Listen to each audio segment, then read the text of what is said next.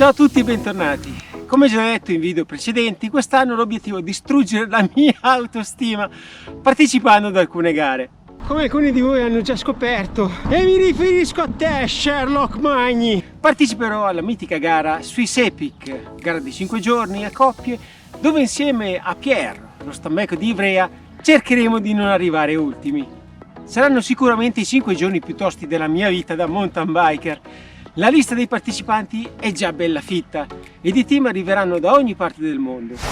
Vi ricordate i due fratelli americani che a me hanno aiutato a risolvere tutti gli inconvenienti tecnici che mi sono capitati sul Gornergrat? What's your name? Stefano. Stefano? And you? Al? Fred. And Fred. Yeah. Coming from?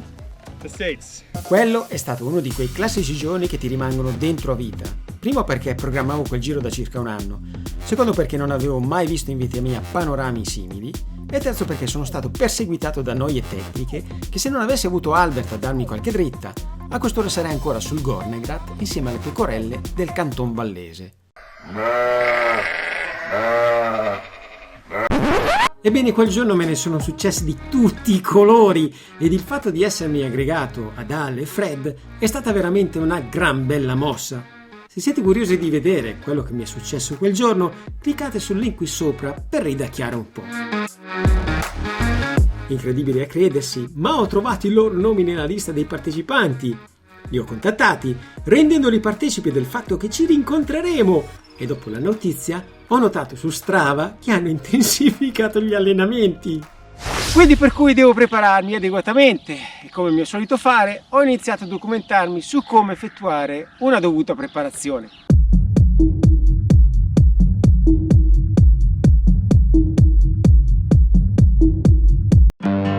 La base di partenza su cui costruire tutto il piano di allenamento è la conoscenza del vostro valore MHR, un acronimo inglese che sta per Maximum Heart Rate, massima frequenza cardiaca. Alcuni lo chiamano FC Max, che sta per frequenza cardiaca massima. Prima di iniziare, due raccomandazioni. La prima, siate coscienti del vostro stato attuale di salute e della vostra condizione fisica. Quindi, se siete fermi da un po', sottoponetevi prima ad una visita medica per accertarvi che la vostra salute sia in grado di spingervi fino al limite delle vostre forze e che sarete in grado di sopportare stati allucinogeni mai provati prima. Distruggili tutti! La seconda, rivolgetevi ad un personal trainer o qualcuno che abbia esperienza sufficiente in modo da poter essere guidati in modo corretto durante lo sviluppo della vostra condizione atletica. Dall'inizio di febbraio sono seguito da Emilio Olivetti, grande appassionato di ciclismo e ciclo amatore da più di 15 anni. Di questo sport ne ha fatto una vera passione ed ha deciso di condividere con altri atleti un programma di allenamento specifico per affrontare un'intera stagione. Con il suo canale YouTube, il cui link troverete in descrizione, offre un programma che prevede allenamenti di forza, agilità, VO2 max e resistenza, da svolgersi sia su riulli con video allenamenti che su strada. Il numero MHR o FC Max potrebbe essere definito con una semplice formula matematica, sviluppata un bel po' di anni fa, esattamente durante la Seconda Guerra Mondiale. Per gli uomini da 220 bisogna sottrarre l'età, quindi se avete 40 anni, 220 meno 40 uguale 180 battiti massimo. Per le donne invece da 230 bisogna sottrarre l'età, quindi 230 meno supponiamo 40 anni uguale 190 battiti. Oggi però c'è una nuova formula che sembra essere più accurata della vecchia. Per gli uomini bisogna sottrarre da 214 il valore 0.8 per l'età, quindi supponendo di avere 40 anni il tutto viene 182 battiti. Per le donne invece 209 meno 0.9 per l'età, supponendo di avere 40 anni il tutto risulta 173 battiti.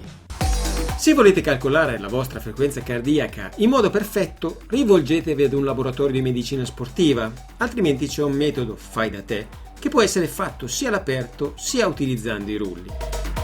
Per questo test è indispensabile avere un cardiofrequenzimetro e il test consiste in 10-15 minuti di riscaldamento, 10 minuti con intensità all'85-90% come se stiate facendo una gara a cronometro, 1 minuto allo sforzo massimo e 20-30 secondi di sprint finale. Il numero di battiti che leggerete sul cardiofrequenzimetro sarà il vostro MHR o FC Max. Dopo un paio di giorni ripetete il test ed un altro ancora dopo altri 2 giorni, in modo da avere un'indicazione accurata del vostro FC Max. Attenzione però, perché questo valore deve essere misurato frequentemente durante tutto il periodo dell'anno, perché può variare in base a diversi fattori. Primo fra tutti, la temperatura esterna. Pensate che la frequenza cardiaca aumenta dell'1,4% per ogni grado superiore a 21 gradi. Cosa significa? Se per esempio con una temperatura esterna di 21 gradi avete una frequenza cardiaca di 140, se i gradi fossero stati 31, la vostra frequenza cardiaca, a parità di sforzo e sullo stesso percorso, sarebbe di 160 battiti al minuto. Altri fattori importanti sono lo stile di vita, che ha un impatto sulla frequenza cardiaca massima veramente rilevante. Quindi evitate stress, tabagismo e cercate di dormire almeno 8 ore. La salute. I sedentari hanno un picco inferiore rispetto agli allenati. I fattori genetici. Chi ha pulsazioni basse a riposo potrebbe avere un picco inferiore alla media. E il vostro stato di forma. Più siete in forma e più il valore tenderà a diminuire. Esistono metodi molto più scientifici per la determinazione del valore MHR ed FC Max, ma qui entra in gioco la medicina sportiva, con macchinari e metodologie specializzate. Nel prossimo video andremo a scoprire le soglie. Ciao e alla prossima!